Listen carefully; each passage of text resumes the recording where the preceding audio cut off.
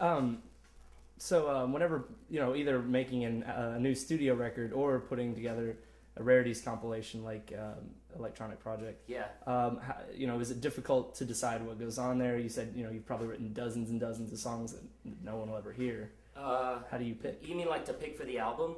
Either or. Well, okay, so for something like electronic projects, that's like where you're kind of, it's like everything that hasn't been compiled before. Mm-hmm. That you're sort of like, it's like I pulled out a bunch of 7-inches that we had, maybe a split single we did, or 7-inches that had never been put on CD, and had them mastered to the record. So about half the record comes straight off of vinyl, and it was basically trying to put everything on there. Mm-hmm. And only about half of the things that we released that weren't on albums went on electronic projects, because there's like a bunch of EPs we did for Spin Art that are, I guess when they get re-released, they'll probably be put together.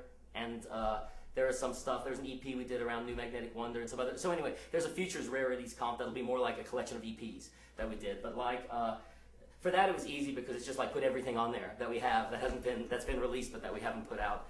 And but you picked Dreams and stuff that. Oh, I didn't think about that. There's stuff that's on there that we didn't put out. Okay, yeah. A couple of those were things like Dreams was a song that we recorded for Tone Soul Evolution, and it was completely finished. Everything was finished except for the guitar solo on it. Didn't quite have the right tone. It was like, I don't know, I just wasn't happy with the way that it turned out. And so I kept meaning as we were recording and mixing Tone Soul Evolution, I was like, I gotta put that guitar solo on, I gotta put that guitar solo on, And we never did it, and we had, so we just didn't mix the song. And it was a finished song for the album, and at the time it was one of our best songs, but it was so great that the guitar solo had to be perfect, for me. And so so we erased the guitar solo that I had recorded off the tape, and just never finished it. And I always planned to put the guitar solo on over the years and never did. And finally, probably 4 years ago or something like that, I was at Mark Lanette's studio. Mark Lanette is an engineer he engineered Smile and a lot of Brian Wilson stuff, and he's incredible. He's one of my engineering heroes. But he engineered my Marbles, or he mixed my Marbles album. I went to his studio and he mixed it. And while we were there, I took the 24-track tape from Tone Soul Evolution with Dreams on it, and he transferred it into Pro Tools for me.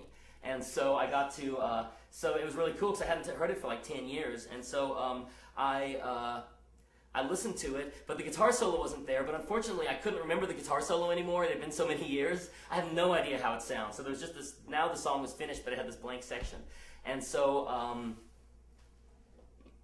what did I do on it? I put like an organ and some mellotrons or something like that on it, I think. And then just mixed it and we put it on the comp. It was there, and it was one of my favorite Apple songs. And it was a song that we had, it was, at the time that we did Tone Soul Evolution, to me, that was like the great song. Like it was the gem of the album.